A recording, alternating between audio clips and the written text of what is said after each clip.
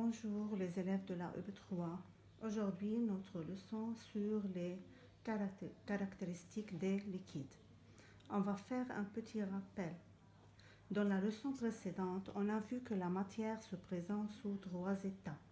L'état solide comme la gomme, le crayon, une règle, un taille-crayon, et on a vu quelles sont les caractéristiques des solides. Aujourd'hui, on va savoir les caractéristiques des solides. Pour cela, on va faire ces expériences. On a versé de l'eau dans des récipients différents. Même chose pour l'huile et le lait. En changeant les contenants, chacun de ces liquides a-t-il changé de forme? Oui, chacun de ces liquides a changé de forme. On dit que le liquide n'a pas de forme déterminée, n'a pas de forme propre, il prend la forme du contenant. Donc, le liquide prend la forme du contenant. Deuxième expérience, on aspire l'eau du verre à l'aide d'un seringue. Je regarde ici, le volume de l'eau ici est 5 ml. Je vide l'eau dans un autre verre. Le volume de l'eau ici est 5 ml. Je vide l'eau dans un autre verre.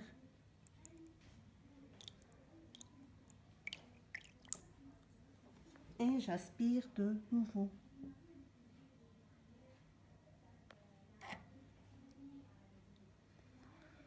Qu'est-ce qu'on constate? On constate que le volume de l'eau reste 5 millilitres.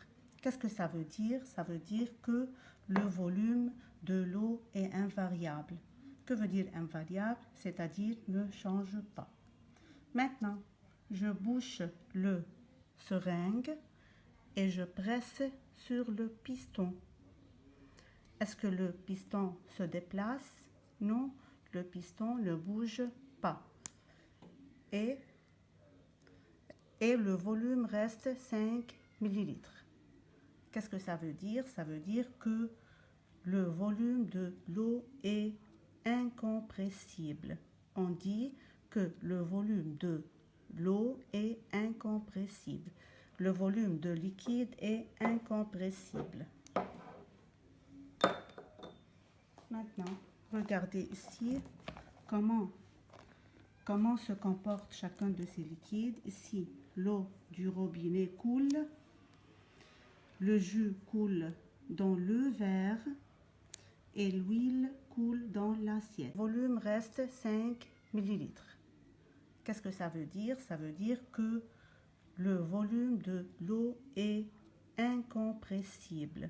On dit que le volume de l'eau est incompressible. Le volume de liquide est incompressible.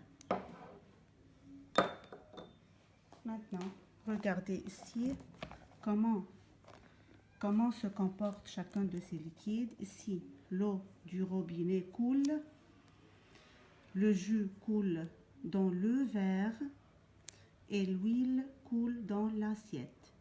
C'est-à-dire tous les liquides coulent. Donc, quelles sont les propriétés ou bien les caractéristiques des liquides? Les liquides n'ont pas de forme déterminée. Les liquides prennent la forme de leur contenant. Donc, ils prennent la forme de leur contenant.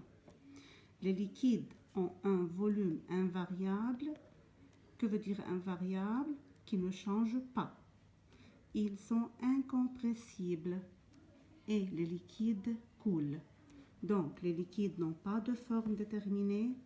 Ils prennent la forme de leur contenant. Les liquides ont un volume invariable. Ils sont incompressibles et les liquides coulent.